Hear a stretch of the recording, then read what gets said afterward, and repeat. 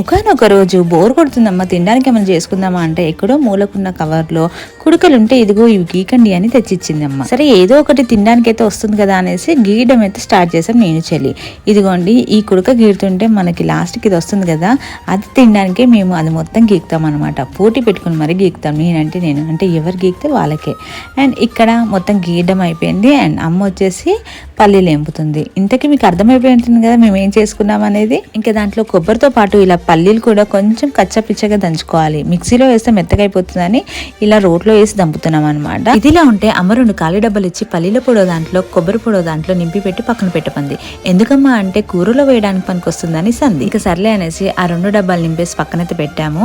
And అలాగే తురుముకున్న కొబ్బరి, దంచుకున్న పల్లీల పొడి ఇవి కూడా పక్కన పెట్టుకొని ఇంకా నెక్స్ట్ డే అయితే గర్జలు చేసుకున్నాము. ఎందుకంటే మాకు ఆ కొబ్బరి అదంతా తురిమే వరకు ఓపిక అయిపోయింది అనమాట మాకు అప్పటికే. సో అందుకే 2 days అయితే పట్టింది ఇవి చేయడానికి. సో ఇంకా ఈ గర్జల్ది ఇది చేసేది అయితే ఇది మమ్మీ వాళ్ళ పెళ్ళైనప్పటిదనమాట. సో మమ్మీ వాళ్ళ మ్యారేజ్ అయిన తర్వాత ఇక్కడికి తీర్థయాత్రకి వెళ్తే అక్కడ తీసుకుందంట. సో దాన్ని అలాగే దాచిపెట్టుకుంటూ జాగ్రత్తగా మెయింటైన్ చేసుకుంటూ వస్తుంది.